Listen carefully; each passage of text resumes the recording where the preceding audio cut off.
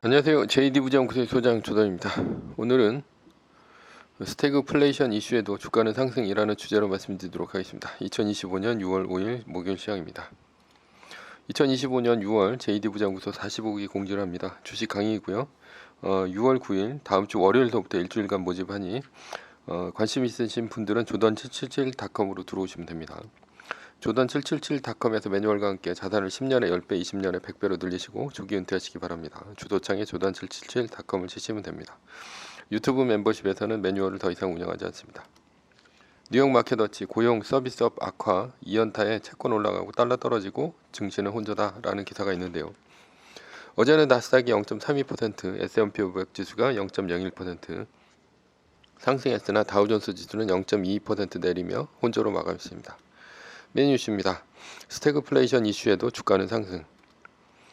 미국의 5월 서비스업 구매자 관리 지수, 그러니까 PMI가 49.9로 50 밑으로 떨어졌습니다. 그 외에도 민간 고용, 서비스업 지표가 잇따라 부진하게 나오면서 달러는 약세입니다. 게다가 금리는 떨어지고 있죠. 왜냐하면 미국이 물가 상승보다는 경기 침체에 빠질 것이라는 우려 때문입니다. 그래서 트럼프는 또 파월을 씹었습니다. 금리를 너무 늦게 내린다는 이유에서였습니다. 파월도 금리를 내릴 만한데 아직 관세 우려에 주저앉고 있는 중입니다. 주가는 아마도 경기 침체가 되기 전에 파월이 금리를 내릴 것이라고 시장은 생각하는 듯 보입니다. 그로 인해 주가가 오르고 있습니다. 즉 선반영이죠. 만약 트럼프의 말처럼 연준이 유럽처럼 금리 9번 내렸으면 미국은 폭등했을 것입니다.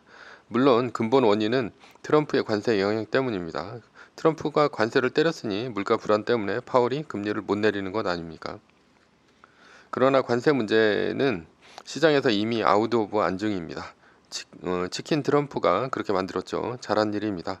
트럼프가 계속 관세를 물고 늘어졌으면 지금쯤 전 세계 증시가 박살이 났을 것입니다. 오늘도 주가는 올랐습니다. 관세를 뛰어넘는 더 큰 악재가 없는 한 나스닥 사상 최고치를 돌파할 것으로 보입니다. 사상 최고치는 3.58%만 더 오르면 됩니다. 새로운 악재가 아니라면 올해 주가는 상승으로 끝날 것입니다.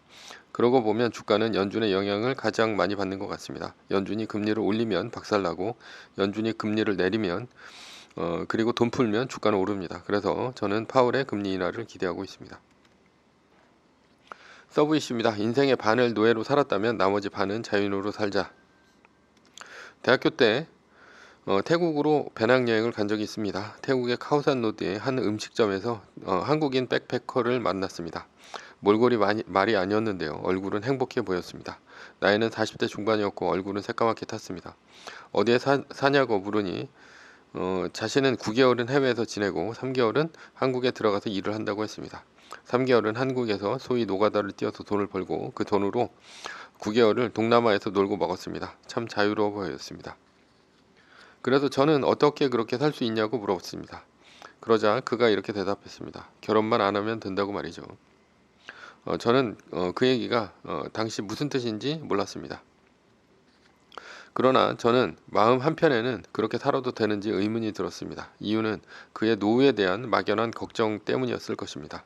하루 벌어 하루 먹고 사는 것인데 나이 들면 모아둔 돈도 없을 것이고 국민연금도 안 들었을 것입니다. 자식도 안 키웠을 것이니 누가 그를 돌보겠습니까? 그러나 그때는 자유로운 그가 걱정이 되기도 했지만 한편으로는 부럽기도 했습니다. 자유란 무엇일까요? 자유는 공간과 시간의 자유로 나뉜다고 볼 수 있죠. 첫 번째는 공간의 자유입니다. 공간의 자유를 속박하는 것은 감옥과 같은 것이죠. 사람이 죄를 지으면 감옥에 갑니다. 감옥에서도 사고를 치면 한 평짜리 독방에 갇히죠. 반대로 공간을 넓게 쓰면 쓸수록 더 자유롭다는 얘기와도 같습니다. 대부분의 대한민국 국민은 평소에 집과 직장을 오고 갑니다. 집과 직장의 짧은 공간에 갇힌 것입니다. 어쩌다 해외여행을 가기도 하지만 그것은 며칠입니다. 대학 졸업하면 방학이 없기 때문에 한 달씩 여행을 다닐 수가 없죠. 그래서 여행이 공간의 속박에서 벗어나는 길입니다. 따라서 여행은 자유가 됩니다. 그러나 대부분의 직장인은 집과 직장이라는 공간에 갇힌 신세가 됩니다. 공간만으로 본다면 누가 가장 자유로운 사람일까요? 예전에는 아프리카 오지, 남극, 북극, 세계 일주를 하는 탐험가가 공간을 넓게 쓰는 사람이었습니다. 그러나 지금은 우주인이 가장 공간을 넓게 쓰는 사람입니다. 그런 면에서 부자들이 단 한 번의 우주 여행에 몇백억을 쓰는 이유는 그들이 돈으로 공간의 자유를 사는 중이라 할 수 있습니다. 일론 머스크가 화성에 가려는 이유도 미친놈이 아니라 지구인 중 가장 자유로운 사람이어서일까 가 아닐까 생각합니다. 그러나 공간의 자유는 공짜가 아닙니다. 돈이 필요합니다. 세계에서 가장 넓게 멀리 공간을 쓰려면 지구에서 가장 부자가 되면 됩니다.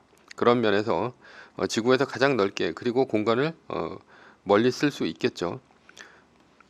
두 번째는 시간입니다. 여행을 가고 싶어도 여행을 가지 못하는 이유가 무엇일까요? 시간이 없어서입니다. 시간이 없는 이유는 직장에 다녀야 하기 때문이죠. 세 번째는 돈입니다. 직장에 다니는 이유는 무엇일까요? 먹고 살아야 하기 때문입니다. 돈 때문입니다. 돈이 있다면 주어진 24시간을 내가 온전히 다 쓸 수 있겠죠. 그러나 직장인은 시간을 고용주에게 저당 잡히고 돈을 봅니다. 돈과 나의 시간을 맞바꾼 것이죠. 그렇다면 직장인은 왜 돈과 시간을 맞바꾸어야 했을까요? 기본적으로는 의식주 때문이죠. 먹고 잘 수는 있어야 하니까요. 그 이상은 욕망 때문입니다. 남들 정도는 되어야 하고 그를 넘어서 남들보다 더 가지려는 욕망 때문이죠. 남들이 결혼하니 결혼하고 남들이 집을 사니 집을 사고 남들이 차를 사니 차를 삽니다. 그러나 결혼하면 아이와 아내가 있고 집과 차를 사면 담보대출 이자, 할부 이자가 각종 세금을 내야 합니다. 그래서 스스로 나의 시간을 저당 잡히고 나의 자유를 빼앗기고 노예가 됩니다. 그래서 우리는 가정과 집을 오가며 1년에 며칠 정도의 여름 휴가만이 갈 수 있는 신세가 됩니다. 즉 공간과 시간을 제약받는 노예가 되어 일생을 살아갑니다. 1년에 몇 달씩 휴가를 다니는 유럽인들이 세계에서 가장 시간의 자유인입니다.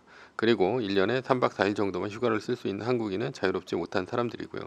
마지막으로 한국보다 더 심한 중국, 베트남과 같이 일주일 내내 일하는 개도국 국민들은 세계의 노예입니다. 네 번째는 외국어입니다. 우리가 어느 정도 자식을 키워놓고 안정적인 연금을 받는 나이가 된다면 자유로울 수 있을까요? 없습니다. 우리는 돈만 있다면 시간과 공간을 자유롭게 쓸 수 있다고 생각하지만 아닙니다. 예를 들어 공간을 넓게 쓰기 위해서 해외여행을 간다고 칩시다. 외국어를 못하면 패키지 여행밖에 못합니다. 왜냐하면 한국말은 외국에서 안 통하기 때문이죠. 해외여행을 하면서 외국어를 못하는 것은 커다란 독방에 갇힌 거나 다름이 없습니다. 왜냐하면 여행을 하면서 현지인이나 다른 여행객과는 전혀 소통할 수 없기 때문입니다. 그리고 외국어를 못하면 다 큰 성인도 아기와 같습니다. 가이드가 없으면 물건도 살 수 없고 대중교통 수단도 이용할 수 없으며 숙박도 못하기 때문입니다. 그래서 유럽의 귀족들이 자녀들에게 외국어를 가르쳤습니다. 외국어를 하는 것은 교양의 상징이며 정치적 동맹을 맺을 수 있었고 지식에 대한 접근이 용이하며 여행을 통해 새로운 문화를 접할 수 있었기 때문입니다. 그로 인해 귀족의 권력과 영향력을 유지할 수 있었고 자유인이 될 수 있었습니다. 우리가 대부분 노예로 살아서 한국어만 하는 것이지 귀족으로 살았다면 해외에서 공부를 했을 것입니다. 그래서 정치인이나 대기업 오너의 자녀들은 미국을 비롯한 해외에서 학교 생활을 하는 것 아닙니까? 따라서 세계 공용어인 영어를 자유롭게 쓰는 사람이 언어의 자유인이라 할 수 있습니다. 그래서 귀족과 노예의 목표는 다를 수밖에 없죠. 따라서 노예의 목표는 스카이, 의대가 한국에서의 최고가 되는 것이 목표입니다. 즉 쓸모있는 사람이 되는 것이 목표죠. 다섯 번째는 지식과 지혜입니다. 미국인 거주도 영어는 합니다. 외국어를 한다고 해서 소통을 할 수 있는 것은 아닙니다. 사람과의 만남은 기브 앤 테이크로 이루어집니다. 즉 줄 것이 있어야 받을 것이 있는 것입니다. 어느 한 사람의 일방적인 퍼주기 만남에는 한계가 있습니다. 그래서 필요한 것이 바로 지식과 지혜입니다. 어떤 사람을 누군가가 만났을 때 다시는 만나고 싶지 않은 사람이 있을 것입니다. 저는 어쩔 수 없이 만나야 하는 상황을 빼고는 낯선 사람과 약속을 잡지 않습니다. 아무 일 없이 사람을 만나는 일은 쓸데없이 시간을 낭비하는 것이기 때문이죠.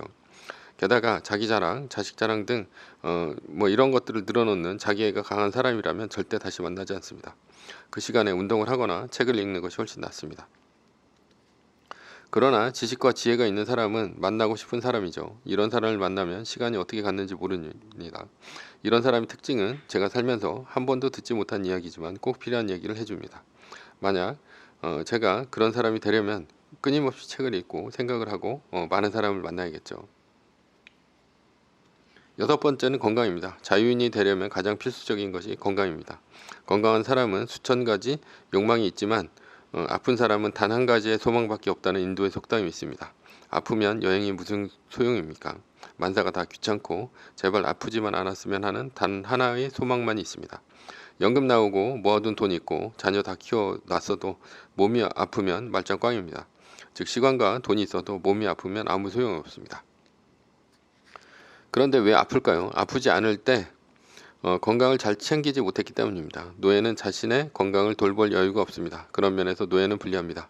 아침 일찍 출근해서 끼니를 대충 때우고 저녁에 야근하고 회식이라도 하고 퇴근하면 집에 돌아와서 자기 바쁩니다. 그러니 평소에 운동이나 휴식 그리고 건강한 식단을 잘 챙길 수가 없는 것이죠. 나이 50 넘으면 만성피로와 당뇨, 고혈압, 고지혈 등 성인병으로 온몸이 망가집니다. 성인병이 걸리지 않으려면 탄수화물이나 당과 같은 음식은 피하고 단백질, 지방, 야채 위주의 건강한 식단을 짜야 합니다. 여섯 번째는 욕망입니다. 그렇다면 이 모든 것을 어느 세월에 갖출까요? 제가 생각하기엔 욕망을 줄이면 자유가 늘어납니다. 내 자유를 위해 내 욕망을 줄이는 것이죠. 예를 들어 나 혼자 사는 것이 돈이 적게 들까요? 아니면 가정을 이뤄 식구를 건사하는 것이 적게 들까요? 당연히 혼자 사는 것이 돈이 적게 듭니다. 그래서 요즘 MZ들이 결혼을 안 합니다. 안 하는 것은 아니지만 이제 적게 하죠. 결혼을 하면 더 넓은 집, 더 좋은 차, 자녀 교육에 돈을 쓰르나 나는 완전한 노예가 됩니다. 국가로 봐서는 결혼을 해서 애를 낳고 집을 사고 차를 사서 열심히 이자를 갚고 사교육에 올인을 해서 나가야 나라 경제가 잘 돌아갑니다. 자본주의 근본 이념입니다. 그러나 개인으로 봐서는 혼자 먹고 살 만큼 벌면서 일하는 것이 자유로운 삶입니다. 즉 욕망을 줄이면 상대적으로 나의 자유는 늘어납니다. 자유인에 대한 일화가 하나 있습니다. 모건 하우절의 돈의 심리학에 나오는 일화입니다. 세계 최대 온라인 인디 음악 사이트인 cdbaby.com의 창업자인 데릭 시버스의 얘기인데요. 데릭 시버스의 친구가 그에게 언제 부자가 되었는지를 물었습니다. 데릭 시버스는 낮에는 맨하튼 중부에서 연 2만 달러 최저임금에 가까운 돈을 받고 일을 했습니다. 절대 외식하지 않았고 택시도 타지 않았습니다. 한 달에 1,800달러를 벌어서 생활비 1,000달러를 쓰고 800달러를 모았습니다. 그렇게 2년을 벌었더니 12,000달러를 모았습니다. 그때가 22살이었습니다. 12,000달러가 모이자 그는 낮에 하던 일을 그만두고 전업 뮤지션이 되기로 했습니다. 한 달에 공연 몇 번을 잡을 수 있었고 그 돈으로 생활비를 감당할 수 있다고 생각했습니다. 이제 자유라고 생각했습니다. 그리고 그는 다시는 취업하지 않았습니다. 저는 데릭 시버스가 욕망을 줄여 자유인이 된 예라고 생각합니다. 결론입니다. 자유인은 공간을 넓게 그리고 멀리 그리고 시간을 자유롭고 내 마음대로 쓰는 사람입니다. 자유인이 되기 위해서는 돈이나 외국어 능력, 지식과 지혜 그리고 건강이 필요합니다. 그러나 욕망을 줄이면 더 빠른 시간에도 자유인이 될 수 있습니다. 제가 여행에서 만났던 백패커의 한국인처럼 말이죠. 매뉴얼입니다. 세계 1등 주식은 전고점 대비 2.5% 떨어질 때마다 10%씩 팔리면서 리밸런싱을 하다가 나스닥 마이너스 3%가 뜨면 말뚝을 박는 것입니다. 그러다 반등이 시작되면 V자 반등 리밸런싱을 하면 됩니다. 자세한 내용은 JD 부장구서 인강 사이트에서 강의를 들으시면 됩니다. 전제는 세계 1등 주식은 우상해야 합니다. 매뉴얼을 지키며 세계 1등에 투자하면 매년 25%의 복리로 10년간 10배, 20년간 100배로 재산을 불릴 수도 있습니다. 위의 상황은 매뉴얼일 뿐입니다. 따를 사람은 따르고 참고할 사람은 참고하시면 됩니다. 주식을 사고 파는 것에 대한 모든 책임과 이득은 본인에게 있습니다. 매뉴얼을 지키려면 머리를 쓰지 말고 머리를 쓰려면 매뉴얼을 지키지 맙시다. 오늘은 스태그플레이션 이슈에도 주가는 상승이라는 주제로 말씀드렸고요. 지금까지 JD 부장구세 소장 조던이었습니다. 지금까지 들어주셔서 감사합니다.